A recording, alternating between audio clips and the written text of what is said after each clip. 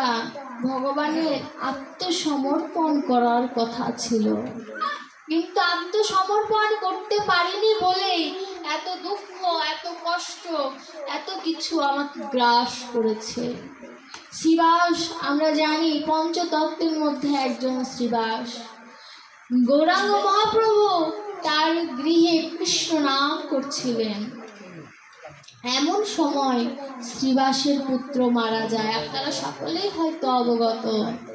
শ্রীবাসের পুত্র যখন মারা যায়, শ্রীবাসের গৃহিণী তাকে ঘরে ডেকে বললেন, পতি, আমাদের সন্তান আর নেই। শ্রীবাসের একটি ছেলে ছিল। পতি বললেন যে আমার গৌর হরির কৃষ্ণ নামে যেন ব্যাঘাত না ঘটে। যদি ব্যাঘাত ঘটে, পুত্র তো মরেছে, আমি গঙ্গায় ঝাঁপ দিয়ে আমার আত্মবিসর্জন করব, আমিও আত্মহত্যা করব।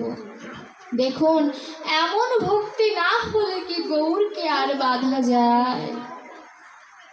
গৌর হরি তিনি তন্তর্যামী, তিনি জানতে পারলেন যে গৃহে মাঝে কিছু একটা হয়েছে। তিনি শ্রীবাসকে জিজ্ঞেস করলেন, শ্রীবাস, গৃহে কিছু হয়েছে? শ্রীবাস নির্দ্বিধায় বললেন, প্রভু, যেখানে তুমি রয়েছো সেখানে অমঙ্গল কিভাবে হতে পারে? দেখুন, ভক্তর মনে কখনো মঙ্গল অমঙ্গল জ্ঞান থাকে না। আর যেখানে গৌর হরি নিজে অবতীর্ণ হয়েছেন, শ্রীবাস উত্তর দিলেন যে তুমি যেখানে আছো প্রভু, সেখানে অমঙ্গল কিভাবে হতে পারে? শ্রীবাসের কথা শুনে গৌর হরির মনে শান্তি এলো না। তিনি গৃহে যেয়ে দেখল তার পুত্র মৃত্যু শয্যায়। পুত্রের কপালে হাত দিয়ে বলল, হে পুত্র, এমন পিতৃগৃহ তুমি কেন ত্যাগ করছো? শ্রীবাসের মরা পুত্র কিছুক্ষণের জন্য প্রাণ ফিরে বললেন, হে প্রভু, কোন পিতার কথা বলছো তুমি? আজ শ্রীবাসের ঘরে আমি জন্ম নিয়েছি, তার আগে আরেক পিতার ঘরে জন্ম নিয়েছি। কোথায় যাব আমি তাও জানি না। কোন পিতার কথা বলছো তুমি? আমাদেরও তো একই প্রশ্ন।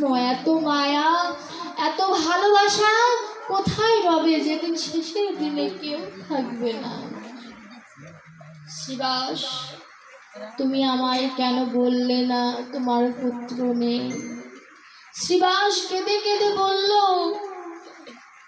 আমি এক পুত্র হারা হয়েছি, কিন্তু আমি দুই পুত্র পেয়েছি, নিতাই গৌর।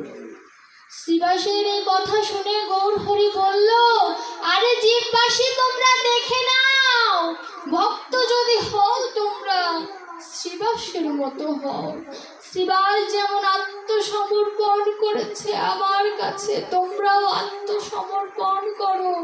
আমি কথা দিচ্ছি, শ্রীবাসের মতো শেষের দিনে যদি তোমার সৎক্রিয়া করার মতো কেউ না থাকে, আমি গৌর তোমার সন্তান হয়ে তোমার সৎক্রিয়া করে দেব।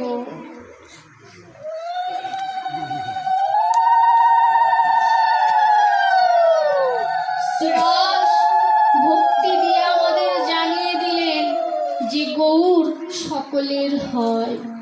তিনি অনিয়র্পিত চরিঞ্চিকারা কলিলেই অবতীর্ণ, করুণায় অবতীর্ণ। তিনি করুণায় এসেছেন আমাদের করুণা করবেন বলে।